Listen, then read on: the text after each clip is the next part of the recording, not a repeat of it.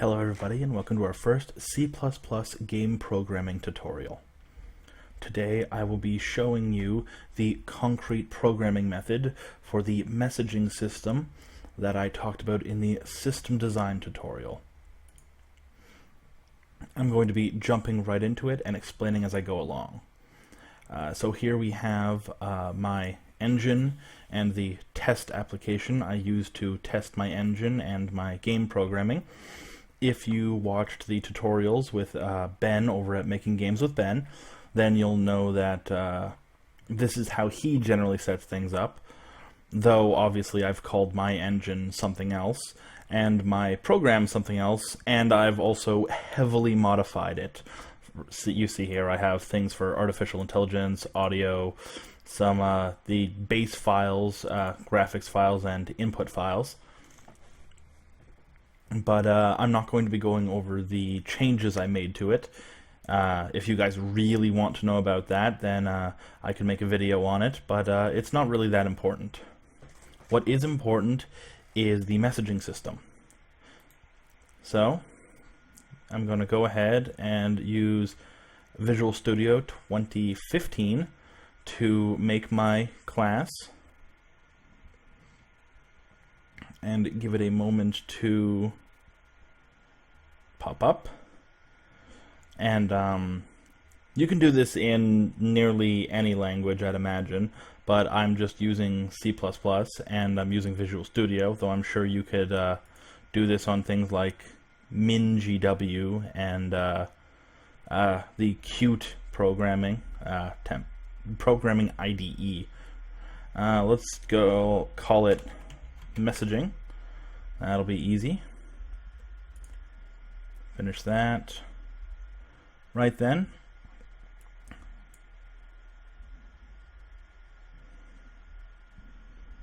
Waiting for it to initialize templates. Don't actually know what it's doing there. But I guess I'll talk about what I'm going to do in a second here. I'm going to be, here we are. I'm going to be dragging this down into here just because I don't really like separating my headers in C++ files like that. And we're not actually going to be making a messaging class, so we can just delete this. And here, we can just get rid of this. We don't need them at all. So what I'm going to do here is I'm going to start with the struct message. And I'm going to call this a vector message, because this is going to be a specific type of message and I'm going to have multiple types of messages. And this is going to hold 4 floating point values. It's going to be x1, float x2, float y1, float y2, and this will be two-dimensional floating point areas that will essentially tell me, well, tell whoever the message is going to a point and a direction. This I'm going to be using for a projectile class, which will fire a projectile from the first point, x1, y1, in the direction of x2, y2. So then we will make our class sender and class listener. I'm going to make these vector sender and vector listener, just in case I want to create different types of listeners and senders. And obviously you have to create a constructor and destructor for both of these.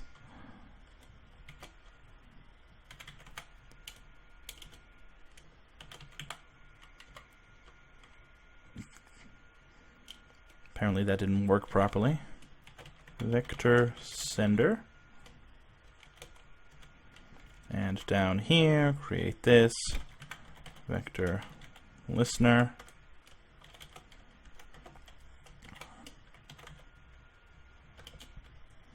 vector listener.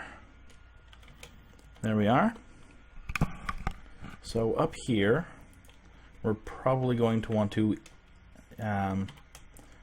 num sign, or I guess pound sign, include vector, because that's what I'm going to be using to store the list of listeners and the list of messages. And we should probably make this public, and down here make a private section. Same with the listener class, public and private.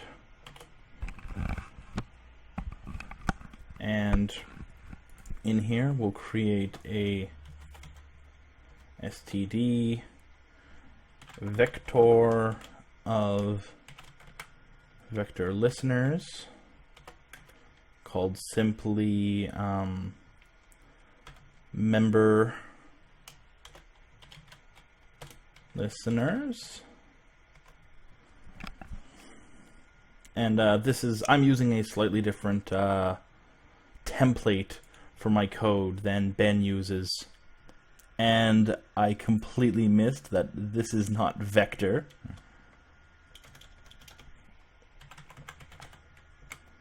There we are. And down here we will create an std vector of messages, vector message called messages. And now the sorts of things we're going to need, we're really only going to need one thing from the sender, and that is void send message, because literally the only thing it's going to be doing is sending messages. And we could make this here a message like this. However, that would mean wherever we want to put this, we would have to construct a message first and then send it. However, we might as well just make the sender class construct the message itself. So float x1, float y1, float x2, float y2.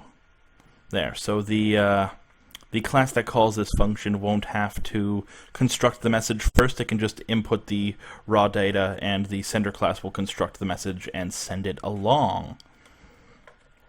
Now the listener class needs two functions. It needs the void listen to. Maybe call it listen to sender, just to make it a bit more clear what we're doing. And not void. We want vector. I'm just going to use this. You could use an array or anything of floats. And call this get message. And that will return the first message on the stack.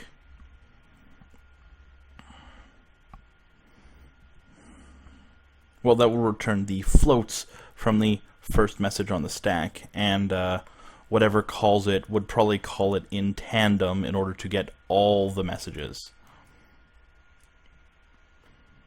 In fact, we can probably just... This is going to take some planning. Well, I'll leave it like that for now, and if we need to make it more robust later, we will. So you can see these little green lines indicating that I need to put these in the .cpp file, which I can do thanks to a neat little trick in Visual Studio. You guys will most likely have to go into the CPP file and define it yourselves. So I'm just putting the definition in the CPP file for all of these. It's a bit annoying that it pops up like that. I mean, I guess it gives me the option to define it right there, but I like defining them in a great big ball. This should have a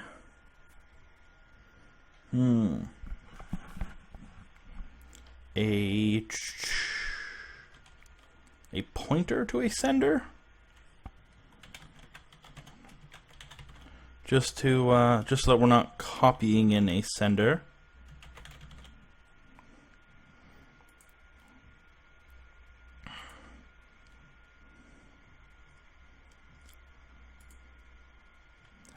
And these should actually be listener pointers, so that rather than, it's not a copy of listeners, so if we were to put message in it, we would be putting messages in the actual listener objects rather than in copies of the listener objects stored in here. And get message doesn't need to have any variables there. So create that definition. There we are. Then we've defined these to my current satisfaction. We can always come back and tinker with them as our needs change. And we'll pop in here. We don't really need to worry about any of this since vectors automatically delete themselves when they go out of scope. Send message here. This is very simple. We create a new message. New message. And message is undefined apparently. Because it's vector message. Already forgotten my naming. Vector message, new message. And then we simply take new message dot x1 is equal to x1, and continue this for y1, x2, and y2.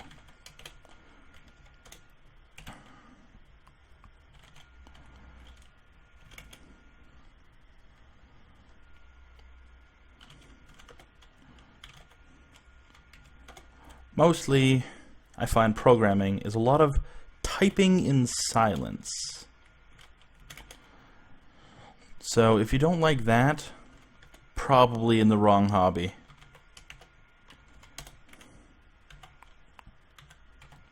And I know that some of you are going to be, clearly hating me because I'm putting x1, y1, and then I flip it y2, x2. You're welcome. I take pleasure in destroying your sense of calm. And now we want to make a for loop with the neat little trick here. I'm not going to use size t because I know what size what type it needs to be. It needs to be an unsigned int to go into a vector size, which is listeners. And sometimes that doesn't work. Dot size. And for each of these, we will put a message in their message thing. So we'll go listeners I dot, not dot, pointer, not guest message, not listen to sender. Oh, we will have to, yes, unless we want to make the list of messages, public, we have to make a third unaccounted for procedure, I'll call it because I can't think of the other word, called receive message. And receive message will take a vector message new message. And we'll put this in the CPP file.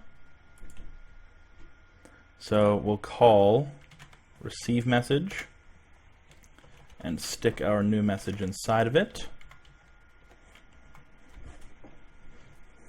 And that will be the end of this particular function. So close this up. We don't need to worry about this or this. And we don't need to worry about this or this.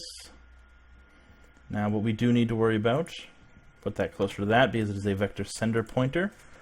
Listen to sender.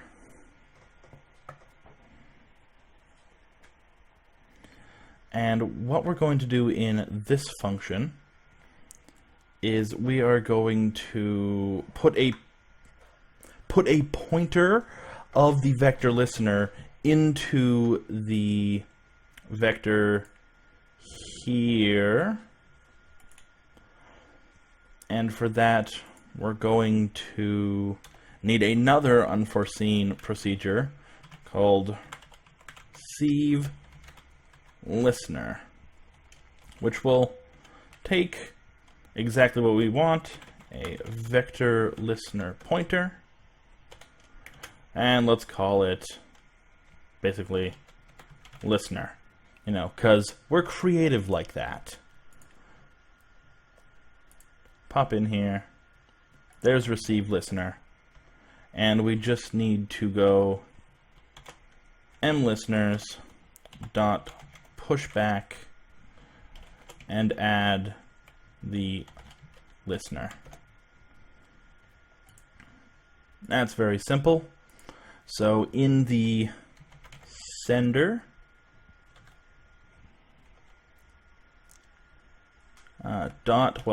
pointer sender, the thing pointed to by sender. Oh Jesus, not quite this. What were we trying to do? Is that's sender? Standing a bit away from my computer, so let's just fix that. Not sender, sender. Here we are. Sender, the thing pointed to by sender, receive listener, and here we can just put ourselves. I think it's this, a pointer to this, I believe. No, the address of this. No. What is the thing that refers to itself? I'm going to pause for a second and find. Turns out this is a pointer itself, and you don't need a pointer of this. So what we were doing is listen to sender, taking a pointer to the sender and putting a pointer to this listener in the sender. And yeah, that's all we need to do in that one. And for this one, this is just getting rid of the, well, not getting rid of, this is giving the message. So we'll do this. How about, let's call this message vector. And then we're simply going to do message vector